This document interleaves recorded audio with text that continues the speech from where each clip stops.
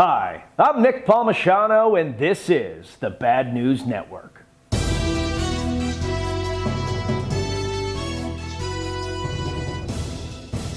Iran is claiming this week that it has broken up a CIA spy ring and will be sentencing those 17 people to death.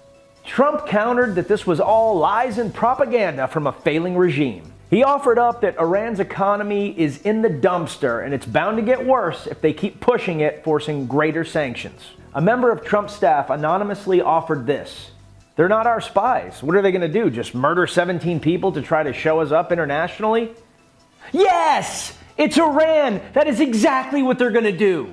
In space news, India successfully launched an unmanned mission to the far side of the moon. The spacecraft named Chandrayaan means moon rover in Sanskrit. It will land a rover on the moon's southern pole, which will explore water deposits which are confirmed by an earlier orbital mission. This makes India the fourth country to reach the moon outside of the US, Russia, and China. The possibility of water on the moon has sparked ideas for making this a stopover point for other missions going further into space, because we all know that traveling from Earth to the moon is extremely dehydrating. And speaking of the moon, the White House has stated it plans to put people back on the moon by 2024. The thinking goes like this: moon first, Mars later. In the meantime, a mini space station dubbed the Gateway is going to be placed into lunar orbit to allow crews to go to and fro the ground. It could even potentially be used as a departure point for Mars, but more likely it's going to be a kickoff for Space Force! This week we are taking one more step towards becoming androids. Biomedical Engineering Associate Professor Gregory Klar has developed a way for people wearing a prosthetic arm to actually feel what they are holding. The prosthetic arm, aptly named the Luke arm, has been in development for 15 years. The arm is made of mostly metal parts and has a prosthetic skin over the top. It is powered by an external battery and wired to a computer. This is clearly a huge step for science and is great for everyone who uses this technology. But the real question still remains: when are the scientists going to give us lightsabers? On Wednesday, former special counsel Robert Mueller testified before the House Intelligence and Judiciary Committees. And what he said was not at all shocking. He said exactly what was in the report. So if you're one of the 7% of all Americans that have actually read the report, nothing he said was in any way shocking. Nevertheless, the Democrats and the Republicans both left the inquiry with exactly what they wanted. Either evil smoking gun or no obstruction, no collusion. And frankly, neither of those is likely accurate. And now we get to argue about impeachment from now until all the way up to the election. Pelosi is trying to keep the Democratic calls for impeachment to a minimum, but the squad isn't having it. Here's the thing. Pelosi is right. If the House starts the impeachment process, it will get soundly defeated in the Senate. For those that don't really understand the process, impeachment starts in the House as sort of an indictment or a charge leveled against the president. Then the Senate considers that indictment and acts as a grand jury. If the president were then found guilty, they would be able to level whatever punishment they wanted to up to removal from office. With the Republicans dominating the Senate, there's no chance Trump is going to be found. So Pelosi knows that if she starts this, Trump beats it.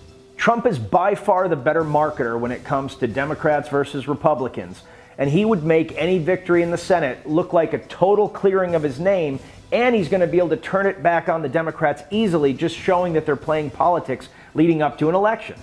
Pelosi understands this because she's smart and wants to win, and everybody else just wants to get him. Here's my thoughts. Just beat him in the election if you hate him so much. There's two ways to do that. Either the Democrats need to provide a candidate that's moderate that inspires the unhappy middle, or Democrats need to have progressives turn out in far greater numbers than they have in the past. If you don't employ one of those two strategies, don't cry about it later when he wins in the second term. On Wednesday afternoon, North Korea fired 2 short-range missiles into the Sea of Japan. This is the first such test since the high-profile meeting between President Trump and Kim Jong-un. Much of this is reportedly due to the prospect of U.S. and South Korean naval operations happening this year. It has also been reported that North Korea has been attempting to upgrade their nuclear payload carrying submarines. But back to the test. Why do they hate the Sea of Japan so much? What's it ever done to you? Seriously, do a parade with tanks and synchronized flag waving or something. Stop shooting the ocean. It's done nothing to you. The girls aren't impressed because you launched a missile at the ocean and hit water. Just trying to look out for you, man. A public school in Pennsylvania is facing a national outcry over trying to place children in foster care over unpaid school lunch debts. Yep, that's right, folks. A school actually took the action of trying to take children away from their parents because their parents owed lunch money. State records indicate that this is one of the poorest communities in Pennsylvania. It used to be a coal mining town that sits outside of Wilkes-Barre. As crazy as that is, there's more. A bunch of people stepped up when this story became known and offered to spend $22,000 to pay off all of the school lunches for anybody that had fallen behind. But the school district declined those offers.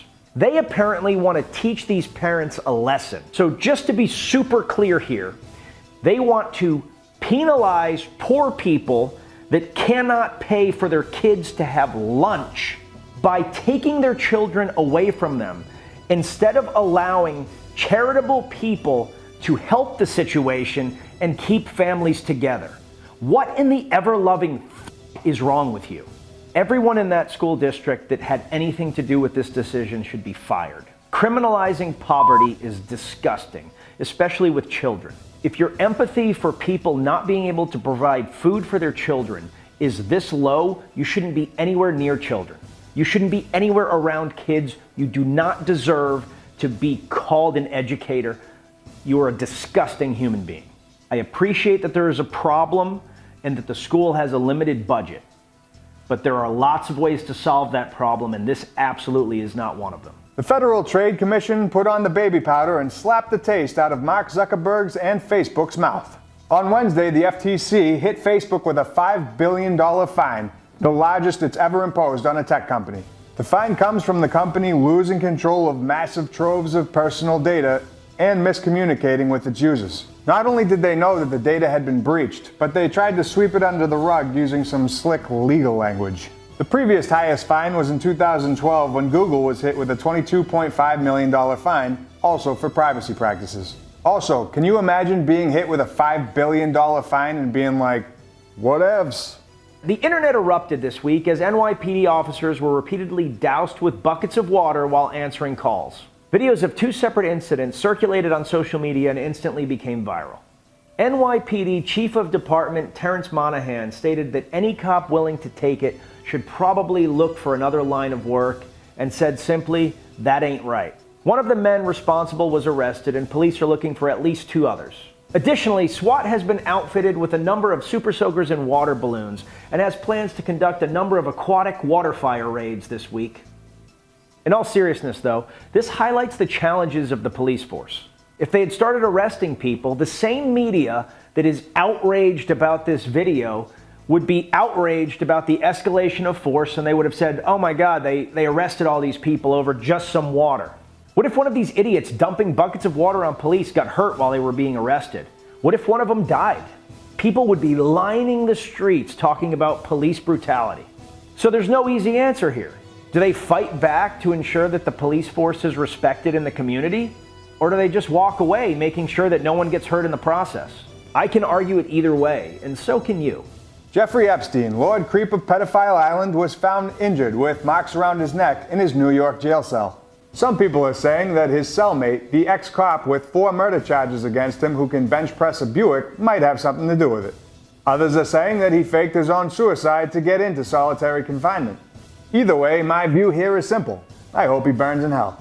In taking back Skynet news, internet founder Elon Musk has launched a company to link the human brain to computers. The company's name? Neuralink. Their concept device is the size of a penny and will detect and record electronic signals from the brain. It will then transmit this information outside the body.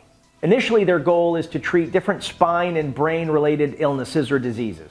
For example, this might allow a paralyzed person to operate a computer or some prosthetic limbs.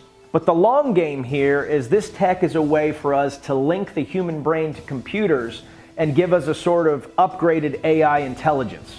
If the Wi-Fi goes down, however, you're basically screwed and run the risk of once again believing that vaccines are bad and the earth is flat. And finally, in Florida Man news, this week we're not talking about Florida Man, but Florida Croc. Dial. Crocodiles are thriving outside a nuclear power plant in Florida. 25% of all crocodiles in Florida live in the canals adjacent to this power plant. Unlike where I wanted this story to go, where the crocodiles were thriving because they were getting some superhuman powers from the power plant, they're actually thriving because there are no people anywhere near them with toxic negativity. By distancing themselves from social media negativity, the patriarchy, and Nickelback, they've had a massive comeback since being almost hunted to extinction by the IRS for taxidermy. I'm not sure I got this story 100% accurate. After further analysis, it might be a croc.